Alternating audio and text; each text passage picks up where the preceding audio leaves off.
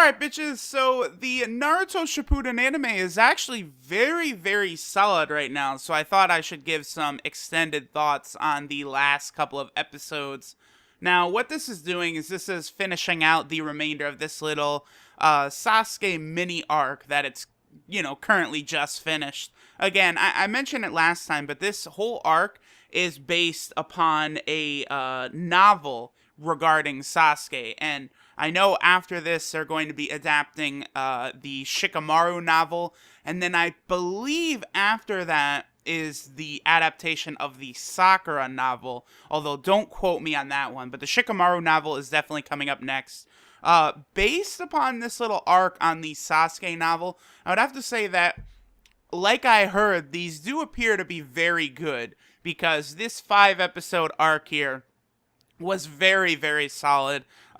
Just the animation itself was very good for most of this. A lot of the music choices were on point, and I liked the character development of Sasuke, and, we get to see the Raikage again, and a whole bunch of other stuff. So let me just kind of breeze through the last couple episodes, and then we'll talk about some major points at hand here. So, episode 486, the big thing that happens is we do get to see Sasuke have a little battle, like a little match with this ninja who starts attacking him. And it is sort of revealed that the guy and the girl that he's been traveling with, they're the ones that he's been after the whole time, kind of like a, whodunit type thing. But I did see a lot of people complaining about the end of 486 and the beginning of 487, these two episodes, because first Sasuke fights this ninja who uses like these mud balls, and he creates kind of like these earth walls, and like these balls are just bouncing back and forth.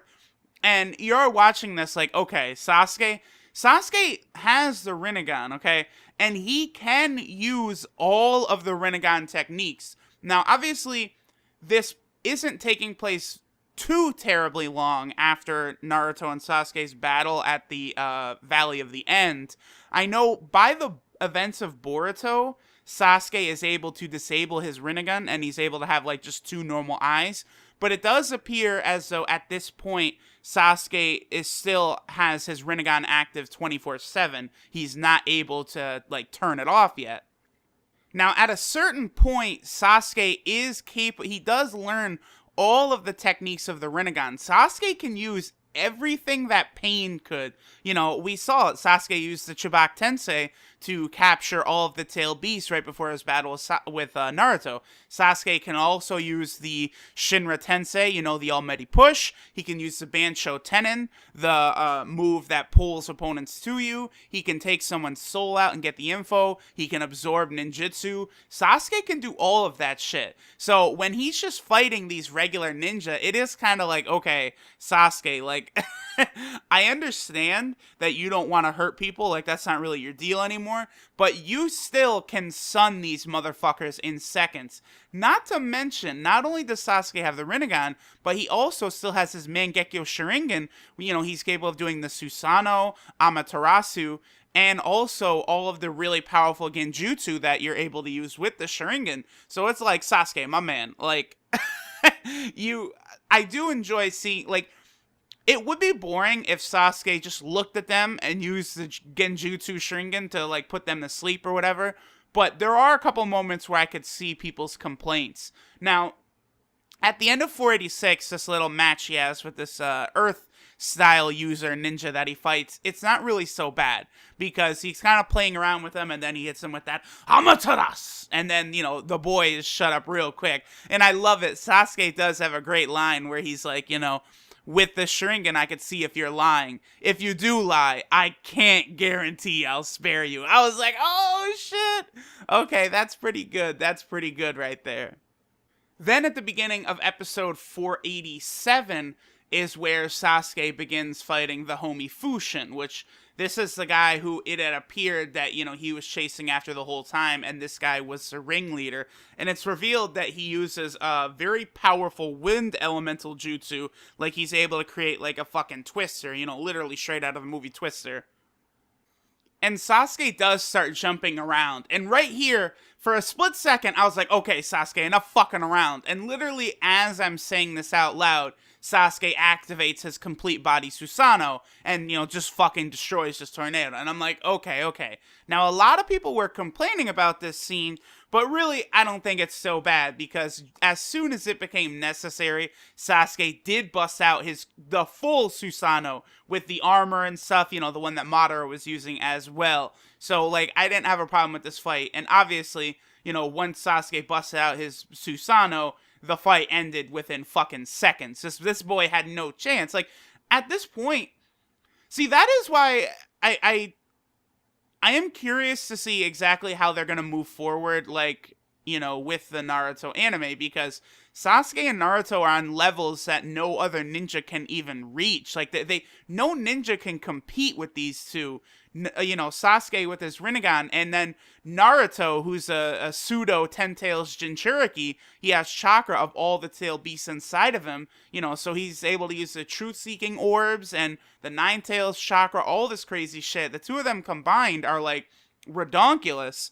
Now, I remember thinking the same thing about Dragon Ball Z, where it's how are they gonna, get villains to challenge Goku and Vegeta and stuff, and they did find good ways. So I'm sure we'll see proper villains, in the Boruto timeline that are not complete garbage and don't involve oh no, Sasuke got sick and died from a heart virus type bullshit, and now it's just up to Naruto, and then oh no, Naruto is sick and now this dude is attacking the Leaf Village.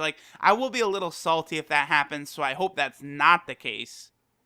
Now, as of right now, with Sasuke and Naruto being so OP, clearly they're going for a more emotional type of storyline, not a villain with overwhelming power, but sort of a villain with the strong emotional ties. That's where the real tension lies. And they do get into it in 487, where the villain is revealed to be the little girl that's been traveling around with Sasuke the whole time. But I mean, even though she looks like a little girl, she's apparently quite older than Sasuke, because, she tells Sasuke her age, and he's like, oh, she's older than me by that much, because she calls Sasuke, Sasuke-chan, which I guess, you shouldn't do if you're, younger than someone. Now, the rest of this episode was quite good, as they show the backstory of Fushin and this girl, the last of the Chinoike clan. And it is pretty sad. You see how they're basically used. They were essentially slaves by this fucking asshole. And you see how they were kind of betrayed by the former Mizukage. Now, they don't really get into details, but I have to imagine the Mizukage who fucked them over was probably Obito, because Obito was controlling the fourth Mizukage, Yagura. Now then, in episode 488, Sasuke and the little girl, they actually do battle, and I was blown away because right around when their battle starts, she summons these giant blood red hydra. It honestly looks sick as fuck. And as she summons it, by cutting herself, and her blood pours out and actually creates it. And she says, the high protein of the blood or the lake or whatever that they're around in the Hell Valley helps, make this monster way more powerful. Orochimaru's theme actually plays from way, way early in the original Naruto anime. At this point, so this is the first time that Orochimaru's theme has played, I believe, in Naruto Shippuden. So literally, no exaggeration, they bring this theme back after over 500 episodes. I was like, whoa! And it is one of the better themes in all of Naruto, I've got to say. It definitely fits the mood very well, but I was just like, holy shit, I can't believe they brought this shit back. And then later on, for the next episode preview, for when they're going to begin the Shikamaru novels, they're actually playing one of the very, very early Naruto battle themes as well. So it's like, wow, okay, so they're really dipping into the nostalgia right around now, bringing back a lot of those old Naruto OST themes. But I do think that's a good idea at this point in the anime. And the mixing of the Naruto Shippuden soundtrack and the Naruto soundtrack does work rather well. Now, obviously, Sasuke sons Chino rather easily. She does have a new Kekkei Genkai that we're being introduced, these red eyes. And I do have to say, while Sasuke is battling this blood hydra, the animation is like absolutely gorgeous. I've heard some people on Twitter saying, like, comparing it to almost like an anime movie quality. And I have to agree. I mean, it, to me, there are some questionable spots in Naruto, not very often, but like the animation and the drawings overall on Naruto Shippuden are 100 times better than what we've seen in Dragon Ball Super. I wish, really, if Dragon Ball Super's level of animation was just on par with Naruto, like that would be good for me. Now, after Sasuke beats Fushin and Chino and shit, Sasuke shows that he's the inheritor of the legendary talk no jutsu, and he's able to talk Chino and Fushin down. And then with Kakashi, the Mizukage, and the Raikage's joint effort, they're able to put Fushin and Chino under the Mizukage's care, and Kakashi contacts the Raikage, and they take down the Colosseum with all these ninja slaves. All that bullshit is just taken care of. So Sasuke has helped out a lot. We get a really good scene between the Raikage and Sasuke. This is pretty much the first time they've encountered each other, remember, since their battle at the Five Kage Summit. And, the Raikage does talk and say, like, I'm glad we did not kill you. And he mentions how Naruto had pleaded with the Raikage so long ago to spare Sasuke's life. It was just a very, very, very solid scene. And we do see some other cameos. We see Darui is there, helping to stop motherfuckers. C is there as well, stopping motherfuckers. And we also see Chojiro, the Mizukage's attendant. And of course, these two do eventually become the next Raikage and the next Mizukage, who do seem kind of weak because they do kind of get trashed a little bit in Boruto, but whatever. Then towards the end of the episode, Naruto sends Sasuke a letter, and he compares Sasuke to the, Leaf police force. And remember, that's what the Uchiha were forced to do under the guidance of the second Hokage, who made the Uchiha, the Leaf police force. And Sasuke remembers a moment he had as a child with Itachi, where he said he wanted to join the Leaf police force. Man, I'm having trouble saying that. And Sasuke smirks and then says maybe it's time to return home. So who knows in the future? I guess we could see, maybe we could see Sasuke impregnating Sakura. Or, Sasuke actually being at the village. Obviously, by the time Boruto stuff happens, Sasuke is in the village most of the time because, again, he is, training and mentoring Boruto, which I can't wait to get into that in the anime. That stuff is probably going to be pretty good as Sasuke is training Boruto. But all in all, this little 5-episode mini arc was very, very solid. I'm definitely enjoying all of these novel adaptations that the Naruto Shippuden anime is going to be doing.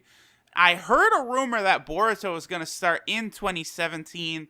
We'll see. They don't need to rush through it, though, because these novel adaptations are really solid. And I'll probably do some sort of video on the Shikamaru novel as well as they're adapting it.